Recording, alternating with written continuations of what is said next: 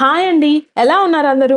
Navratri special వీడియోస్‌లో భాగంగా ఇవాళ 4వ రోజు లలితాదేవికి నైవేద్యంగా సమర్పించే దద్దోజనాన్ని ఎలా చేసుకోవాలో చూపిస్తాను. ఇది నేను చెప్పిన కొలతలతో ఈ ప్రాసెస్‌ని ఫాలో అయ్యి గనక చేస్తే దీనికన్నా మించిన టేస్ట్ ఇంకేది ఉండదన్నమాట. అంత పర్ఫెక్ట్‌గా కుదురుతుంది. సో, తప్పకుండా ట్రై చేయండి. ముందుగా ఓ బౌల్‌లో 1 కప్ రైస్ తీసుకొని 2, 3 టైమ్స్ శుభ్రంగా దాన్ని వాష్ చేసేసుకోవాలి. ఇక్కడ నేను తీసుకున్న క్వాంటిటీ అనేది 2 మెంబర్స్‌కి కరెక్ట్‌గా సరిపోతుందండి. సో, దీని ప్రకారంగా మీరు తక్కువ కావాలంటే తక్కువ, ఎక్కువ కావాలంటే ఎక్కువ యాడ్ చేసుకోండి. వన్స్ బియ్యంని ఇలా వాష్ చేసేసాక అందులోకి 1 కప్పు రైస్‌కి 2:3 కప్పు దాకా వాటర్‌ని యాడ్ చేసుకోవాలి. ఎసరనేది ఇలా ఈ క్వాంటిటీలో యాడ్ చేసుకుంటే రైస్ అనేది మెత్తగా కుక్ అవుతుందండి. అప్పుడే మనకి దద్దోజనం పర్ఫెక్ట్‌గా వస్తుందన్నమాట. ఇక దీనికి మూత పెట్టి మీడియం ఫ్లేమ్ మీద ఒక 3 విజిల్స్ వరకు ప్రెషర్ కుక్ చేసుకోండి. 3 విజిల్స్ వచ్చాక స్టవ్ ఆఫ్ చేసేసి అందులోని ప్రెషర్ అంతా పోయాక మూత తీసి చూడండి, రైస్ అనేది ఇలా కుక్ అయిపోయి ఉంటుంది.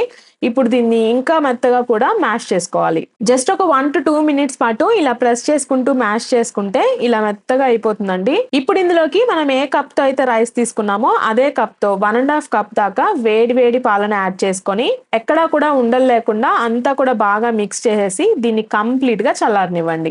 వన్స్ ఇది ఇలా కంప్లీట్ గా చల్లారిపోయాక అందులోకి 2 కప్పుల దాకా ఫ్రెష్ పెరుగుని యాడ్ చేసుకోవాలి. అంటే పెరుగు అనేది పుల్లటిది కాకుండా కమ్మగా ఉండాలండి. అప్పుడే దద్దోజనం అనేది పులుపు ఎక్కకుండా ఉంటుంది. ఇక దీన్ని అంతా కూడా కంప్లీట్ గా మిక్స్ చేసేసుకొని అందులోకి 1.5 టేబుల్ స్పూన్ దాకా సాల్ట్, అలాగే 2-3 టేబుల్ స్పూన్ల కొత్తిమీర తరుగును కూడా వేసేసుకొని అంతా కూడా కలిపేసి పక్కన పెట్టేసుకోండి. ఇక ఇందులోకి పోపు పెట్టుకోవడం కోసం స్టవ్ మీద ఒక పాన్ ని కానీ బాండిని కానీ పెట్టుకొని అందులోకి 4-5 టేబుల్ స్పూన్స్ ఆయిల్ ని హీట్ చేసుకొని 1/2 టీ స్పూన్ ఆవాలు, 1/2 టీ స్పూన్ మినప్పప్పు, అలాగే 1/2 టీ స్పూన్ పచ్చెనపప్పును వేసుకొని కాస్త ఫ్రై చేసుకోండి. తర్వాత అందులోకి 1/2 టీ స్పూన్ మిరియాలు, 2 ఇంచుల దంచుంచుకున్న అల్లం పేస్ట్ వేసేసి అవి కూడా ఫ్రై అయ్యాక 3-4 చీల్చుకున్న పచ్చిమిర్చి, ఒక రెమ్మ కరివేపాకు, అలాగే 2 ఎండుమిర్చిని ఇలా కట్ చేసుకొని వేసుకొని వీటిని ఒక 20-30 సెకండ్స్ పాటు ఫ్రై చేసుకోవాలి. ఇక ఫైనల్ గా అందులోకి 1/2 టీ స్పూన్ ఇంగువను వేసి ఓసారి అంతా కలుపుకొని స్టవ్ ఆఫ్ చేసేసి ఈ పోపునంతా కూడా రెడీ చేసి పెట్టుకున్న పెరుగన్నంలోకి వేసుకొని మిక్స్ చేసేసుకుంటే